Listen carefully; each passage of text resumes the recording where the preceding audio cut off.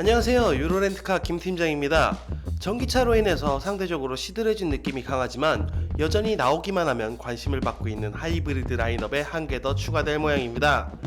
해외에서 판매되고 있는 르노의 라인업을 보면 오스트랄, 아르카나, 클리오, 캡처 이렇게 4가지 정도가 판매가 되고 있고 반응도 나쁘지 않은데 국내에는 이제야 출시가 됩니다.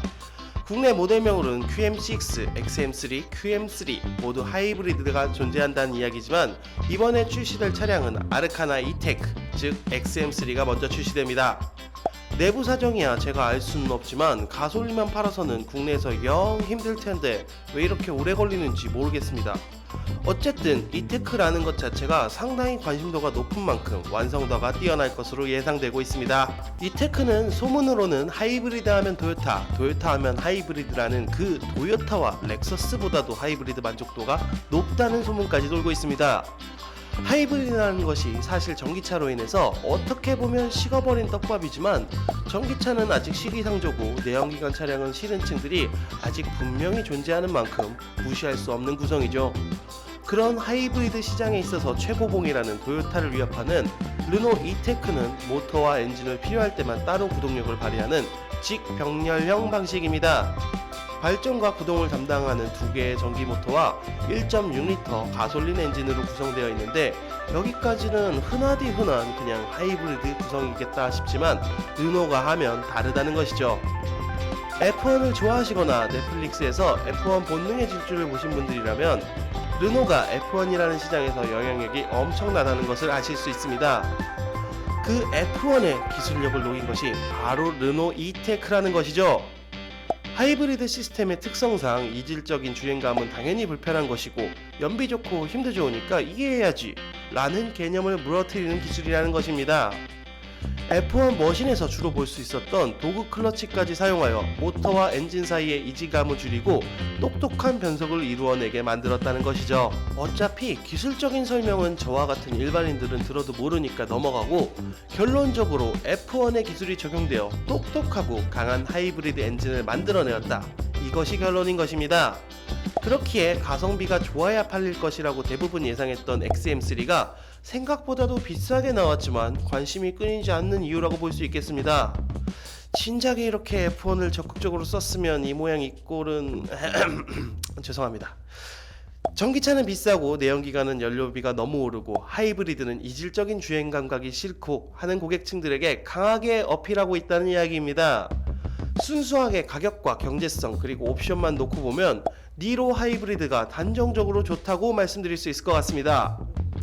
니로 하이브리드 풀옵션이 3,900만원대이고 XM3 이테크 풀옵션이 3,700만원대인데 연비도 미세하게나마 니로 하이브리드가 더 좋고 옵션 사용은 비교하기 어려울 정도로 동급 최고라고 불리우는 니로는 꾹꾹 눌러담아 있습니다.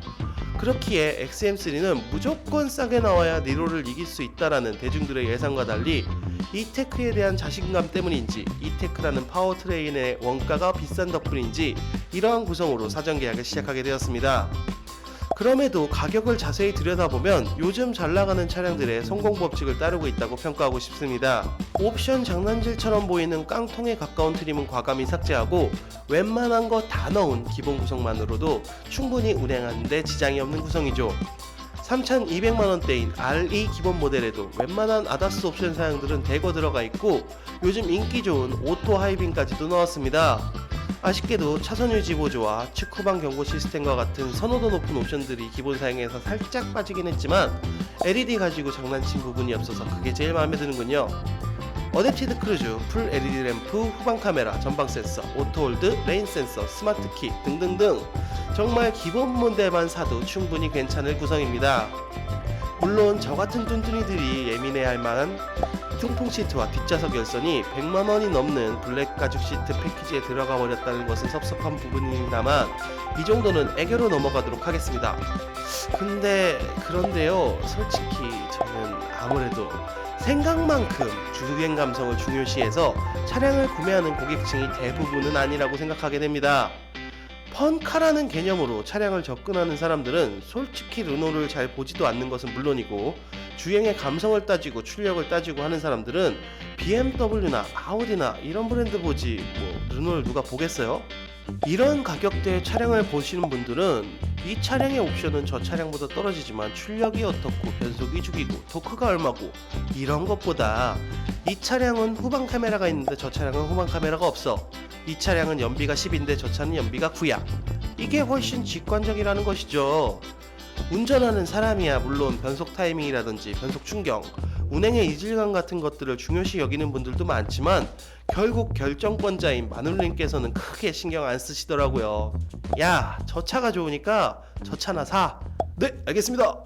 이 시나리오가 훨씬 심플하고 와 닿는다는 이야기인 것이죠. SM6는 대박, QM6는 중박, XM3는 소박 정도의 성과를 올렸다고 개인적으로 평가하는데, 운행 질감, 이 테크가 가지는 장점 등에 대한 홍보와 확 와닿는 멘트들에 따라서 XM3 E-테크의 운명이 결정날 듯 싶습니다. 현대기아의 가격이 내려가고 합리적인 옵션이 들어가려면 르노 쉐보레 쌍용이 힘을 내줘야 하는 국내 자동차 시장 특성상 XM3가 바짝 긴장하게 해줄 만큼의 힘을 보여줬으면 합니다. 이 테크만이 가지는 장점만 잘 어필되고 홍보만 기가 막히게 된다면 XM3 E-테크 기대해볼 만하다고 생각합니다. 감사합니다. 유로렌트카 김팀장이었습니다.